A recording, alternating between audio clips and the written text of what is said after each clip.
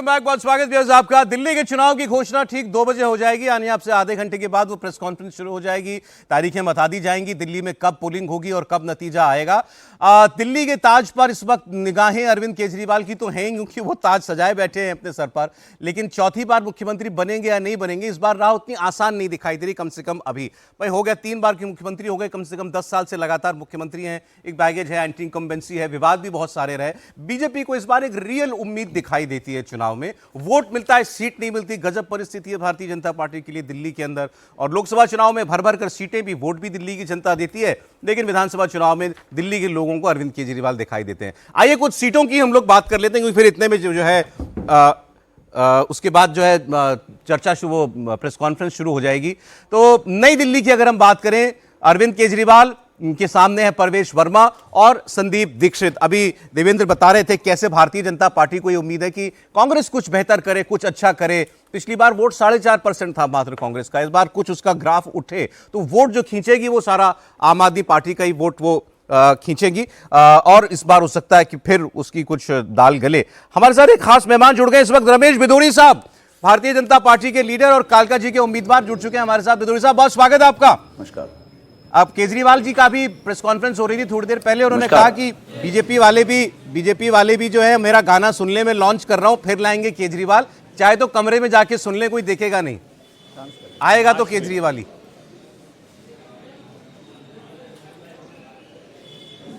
Honourable supreme court ने केजरीवाल जी को जवाब दिया हुआ है कि वो मुख्यमंत्री बन ही नहीं सकते, क्योंकि वो करप्शन के मामले में हैं, वो मुख्यमंत्री की कुर्सी पर नहीं बैठ सकते। और केजरीवाल साहब ने जो ये सीट छोड़ी है वो शौक से नहीं छोड़ी है। वो जो कहते हैं उन्हें सीट नहीं चाहिए, वो सुप्रीम कोर्ट के आदेश के अनुसार उनको मार्लेना जी को बनाना पड़ा। बिधूड़ी साहब, लेकिन दिल्ली के लोग ऐसा तो नहीं कि आपको वोट नहीं करते आपकी पार्टी को। भाई आपने 15 के इलेक्शन में से लगभग 5-6% वोट अपना पिछले इलेक्शन में बढ़ाया ही है, इतना अंतर सीटों में क्यों रह जाता है? वो क्या है कि जो मोदी जी की योजनाएं हैं, जो क्रेडिबिलिटी देश भर में मोदी जी की है, उसको हम दिल्ली के लोगों तक पहुंचाने में भारतीय जनता पार्टी का जो स्टेट लेवल का नेतृत्व है, हम कार्यकर्ता हैं, हम कहीं ना कहीं नाकामयाब रह जाते हैं। और लोग कहते हैं कि मोदी जी देश के लिए तो ठीक है, लेकिन भारतीय जनता पार्टी का कार्यकर्ता उन योजनाओं को, मोदी जी की योजनाओं को भी केजरीवाल परसेप्शन बनाकर ये शो करने को मैं करता हूं। जैसे 80 लाख लोगों को अनाज दिया जा रहा है, वो केंद्र के द्वारा दिया जा रहा है, देश में 80 करोड़ लोगों को दिया जा रहा है, लेकिन उसका भी क्रेडिट कहीं ना कहीं फूड एंड सिविल सप्लाई की दुकानों पर होर्डिंग लगाकर केजरीवाल ले जाते थे। पहली बार चुनाव नैरेटिव बनाकर जीत गए कि मैं भ्रष्टाचार खत्म करूंगा, मैं गरीबों के लिए काम करूंगा। दोबारा उन्होंने एक नैरेटिव बना दिया, मुझे काम नहीं करने दिया जाता, काम नहीं करने दिया जाता। अब क्या कहेंगे? अब इस 5 साल भी काम नहीं करने, अब तो मोदी साहब तो और अभी 5 साल हैं, वही प्रधानमंत्री रहेंगे 29 तक, तो अब फिर ये यही कहेंगे क्या? और अगर मोदी जी उनको काम नहीं करने दिया तो मार्लेना जी अभी कालका जी के अंदर पिछले 2 महीने में सड़कें बननी कैसे शुरू हो गई? क्या आपके अंदर नहीं रोक रहा उनको? उनका अपना फंड जो 80,000 करोड़ है दिल्ली सरकार का, पीडब्ल्यूडी का फंड है, उसमें केंद्र का क्या लेने देना?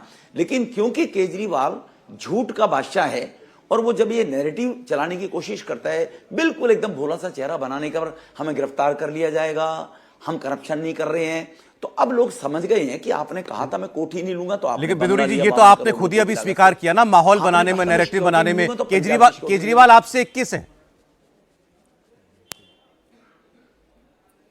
नहीं, केजरीवाल 21 थे ना, अब है नहीं, अब थे, अब एक्सपोज हो गए जब सुप्रीम कोर्ट ने मना किया। और मोदी जी की क्रेडिबिलिटी, आपदा जो 10 साल झेली है, तो जैसे अब लोगों में ये पहुंच गई है बातें कि जैसे दुनिया भर में भारत का नाम पहले 3 कंट्रियों में हो गया, देशों में हो गया, पहले नंबर पे 2047 तक भारत आने के लिए दौड़ कर रहे हैं, तो देश की राजधानी भी इसी प्रकार की विश्व स्तरीय राजधानी होनी चाहिए। G20 के जो गेम हुए थे, वहां पर डीटीसी की बसें खराब थी, जैम लगा रहता था, 10,000 लोग विदेशों से आए थे, कहीं बदनामी ना हो जाए। 1200 बसें, इलेक्ट्रिक बसें मोदी साहब ने केंद्र से भेजी, और मोदी साहब ने भेजकर वो दिल्ली की इज्जत बचाई, कि भारत की इज्जत बचाई कि कहीं जाम ना लग जाए, जिनमें ड्राइवर भी आज भी केंद्र सरकार के ही हैं, डीटीसी के ड्राइवर नहीं है वो 1200 बसें। इसी प्रकार से दिल्ली में जो प्रगति मैदान के बराबर अंडर जो बनी है, वो बनी है, सड़क बनाई है प्रगति मैदान के साथ में जी। और इसी प्रकार से ईस्टर्न वेस्टर्न पेरिफेरी से दिल्ली का जो ट्रैफिक कम किया है, तो ये काम अब जनता तक पहुंच गए हैं कि मोदी जी ही करते हैं। और मोदी जी की गाइडलाइंस में जहां जहां राज्य सरकारें चल रही हैं भारत के अंदर, दिल्ली की, वहां भाजपा की, वहां हर जगह तीसरी बार, दूसरी बार, चौथी बार बीजेपी जीत कर आ रही है, क्योंकि सबका मार्गदर्शन मोदी जी का होता है। तो दिल्ली में भी अब मोदी जी के मार्गदर्शन से सरकार चलेगी और दिल्ली का विकास होगा और आपदा से मुक्ति मिलेगी। रमेश जी, लेकिन मैं बहुत ज्यादा बात नहीं करूंगा, लेकिन चूंकि आप हैं तो चर्चा तो होनी चाहिए। आपने अपनी पार्टी का नुकसान करा दिया। कल आपके बयान पर रिएक्ट करते हुए आतिशी जो है प्रेस कॉन्फ्रेंस में रो पड़ी और उसके बाद केजरीवाल जी ने कहा इन आंसुओं का बदला दिल्ली की जनता लेगी, महिलाएं बदला लेंगी। देखो ये क्या है, विक्टिम कार्ड खेलते हैं हमेशा से। मैंने कोई ऐसा शब्द नहीं बोला है। आतिशी जी को अगर देश के प्रति कोई प्रेम है और आतिशी या केजरीवाल में कोई गैरत है तो आतिशी से बुलवाया कि उनके पिताजी ने, हम गांव में बोलते हैं तुम्हारे बाप का नाम क्या है, दूसरी भाषा में, सभ्य भाषा में पिताजी पढ़े लिखे लोग बोलते हैं। मुझे गलती होगी, बाप की जगह पिताजी कहते तो शायद गलती नहीं होती। तो इसीलिए वो बताएं कि अफजल गुरु की फांसी की माफी के लिए उनके पिता और माताजी ने जो मर्सी पिटीशन राष्ट्रपति को डाली, उस पर वो निंदा करती हैं या उसका समर्थन करती हैं। जहां देश के जांबाज 12 नौजवान कुछ परिवारों ने खोए जो देश की रक्षा में थे आतंकवाद के कारण, तो आतिशी ये तो बताए ना जरा कि मैं मेरे पिताजी की बयान की निंदा करता हूं। देश विरोधी है और देश विरोधी लोगों का सम्मान किया जाना चाहिए क्या? अब चुनाव में वो भले ही उनको अपने बुजुर्ग पिता कह रही हैं, लेकिन देशद्रोही और देश विरोधी तो जो 80 साल का हो चाहे 18 साल का हो, वो एक ही बराबर गिना जाता है। लेकिन मैं किसी के परिवार पर टिप्पणी नहीं करना चाहता। फिर उसको दूसरी तरफ लेकर जाते हैं तो अपने पिताजी के नाम से वोट मांग रही है। आप 4 साल से मंत्री थी, 6 महीने से आप चीफ मिनिस्टर हैं, आपने क्या किया दिल्ली में, इसलिए वोट मांगू ना। पिताजी के रोने धोने से वोट मांगेंगे? लोगों को पानी चाहिए। असल इसका असर नहीं पड़ेगा कि दिल्ली में एक महिला मुख्यमंत्री हैं। केजरीवाल जी ने ऐलान किया मैं दिल्ली की महिलाओं को 2100 रुपया दूंगा चुनाव जीतने के बाद। महिला वोट अट्रैक्ट नहीं होगा? महिलाओं को 2100 रुपए कहां से देंगे? मुख्यमंत्री को टेम्परेरी बता रहे हैं। सबसे बड़ा अपमान तो ये महिला का कर रहे हैं। वो महिला को नाम से वोट मांगते केजरीवाल कि मार्लिना जी नेता हैं, वही मुख्यमंत्री रहेंगी। हमारी सरकार हरियाणा में थी, सैनी साहब मुख्यमंत्री थे, पार्टी ने, मोदी साहब ने कहा सैनी जी के नेतृत्व में चुनाव लड़ा जाएगा। तो इसका मतलब महिला पर भरोसा नहीं है आपको, मार्लिना जी पर भरोसा नहीं है आपको। कहीं ना कहीं वो आपकी मुख्यमंत्री नकारा या विधायक भी नकारा साबित हुई, जो संगम विहार और जंगपुरा जाने की दौड़ में थी। आपने घेर कर एक महिला को यहां हरवाने के लिए छोड़ दिया, उसका अपमान करने के लिए। वो संगम विहार से लड़ना चाहती थी। आप महिला हितैषी होते तो सेफ सीट पर भेजना चाहिए था, क्यों नहीं भेजा आपने? वहीं से क्यों लड़ाया उसको? अच्छा विदुर साहब, मेरा आखिरी सवाल है, कितने वोट और कितनी सीट की लड़ाई में है भाजपा? बच्चा कार्यकर्ता भी जानता है। भारतीय जनता पार्टी आज की डेट में मोदी जी पर विश्वास करते हुए कि अब दिल्ली का विकास होगा, दिल्ली के दिल में मोदी जी हैं। 47 से लेकर 52 सीटें भारतीय जनता पार्टी की दिल्ली में आएंगी। ये आप इसको रिकॉर्ड कर लीजिए। उत्तर प्रदेश के चुनाव में 17 में सहप्रभारी था, तब मैंने कहा था एक जी न्यूज के इंटरव्यू में इसी प्रकार से, और आज मैं आपके नेशनल लीडिंग चैनल है आपका, आपके चैनल पर बोल रहा हूं जी। मैं विदुरी साहब, मैंने नोट कर लिया आपकी सलाह पे। 47 से 52 सीटें रमेश विदुरी कह रहे हैं भारतीय जनता पार्टी को आएंगी। बहुत शुक्रिया विदुरी साहब, हमें समय देने के लिए आपका बहुत धन्यवाद। 47 से 52, हर्षवर्धन जी। नहीं देखिए, विदुड़ी जी तो वैसे भी जब बोलते हैं तो पता नहीं, टीवी पे तो नियंत्रित रहते हैं, मंच पे तो और तो हो सकता है कि वो 62-72 भी बोलते। लेकिन रमेश विदुड़ी जो कह रहे हैं वो गंभीर सवाल है। और मैंने पहले भी कहा था कि जो उन्होंने जिस तरह से बोला वो अश्लील और अभद्र था।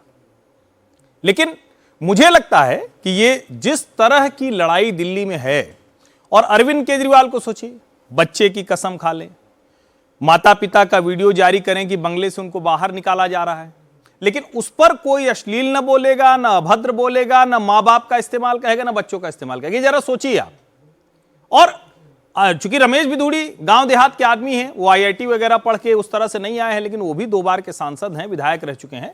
और जिन मुद्दों की वो बात कर रहे हैं, अगर आतिशी के पिता माता के ऊपर वो कह रहे हैं कि देश विरोधियों के पक्ष में खड़े रहे, तो ये तो पूछना चाहिए ना भाई, ये तो अब वही कह रही हैं, तो अब तो ये उनको बताना चाहिए और मुख्यमंत्री के तौर पर बताना चाहिए। और जो सबसे महत्वपूर्ण बात उन्होंने कही, महिला का अपमान अरविंद केजरीवाल क्यों कर रहे हैं?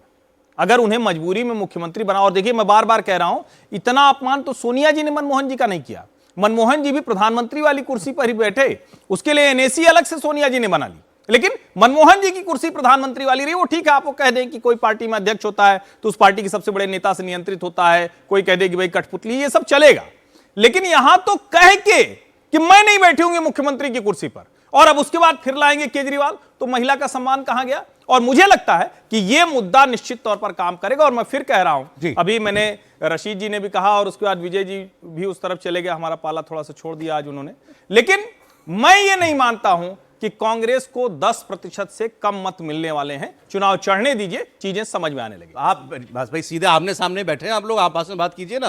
वो कह रहे हैं 2%, आप कह रहे हैं 10%। नहीं सौरभ, देखिए मेरी बात, मैंने ये कहा था कि कुछ कांग्रेस जन का ऐसा अपना उनका आकलन है, वो चुनाव में लड़ने में मैदान में नहीं जा रहे थे, उनको जबरदस्ती एक तरीके को उनको टिकट दिया गया और उनको कैंडिडेट बनाया गया, इस तरह की बातें जो कांग्रेस सर्किल में थी उसका जिक्र किया था। देखिए यहाँ पर एक बात बड़ी महत्वपूर्ण है जिसका हमें ध्यान रखना चाहिए कि कोई व्यक्ति जो राजनीति में जुड़ा है उसके इर्द गिर्द आप उसके ऊपर जितने हमले करें आपको और जायज़ बनता है, लेकिन उसके माता पिता को उसमें खींचना वो मुझे लगता है कि उचित नहीं है। और जहाँ तक इस तमाम बात सौरभ, क्योंकि एक पॉइंट है कि जो बात होती है जो बार बार अफजल गुरु के सपोर्ट, देखिए संविधान में उसका प्रावधान है कि अपील, और अपील एक टेक्निकल पॉइंट पे थी, ये नहीं था कि वो दोषी नहीं है। उसमें ट्रायल कोर्ट ने खुद कहा था कि उसकी पैरवी ठीक से नहीं हुई है उसके उस बिंदु के ऊपर, और जो संविधान में जो उसकी गुंजाइश थी उसके बात के ऊपर ये कहा गया था। ये उसको नहीं कहा गया था कि वो बेकसूर है। सर गलत सही का सवाल ही नहीं है, चुनाव चल रहा है, सारे हथियार इस्तेमाल किए जाएंगे। अब मतलब जैसे वो खुद ही कहने लगे भाई गलती हो गई, मैंने बाप शब्द इस्तेमाल कर दिया, पिता नहीं, लेकिन क्या जो कहा था सोच समझ के ही कहा था। अब बीजेपी जो है ये भी बताएगी कि आतिशी जी के पिताजी और माताजी का जो आइडियोलॉजिकल स्टैंड था वो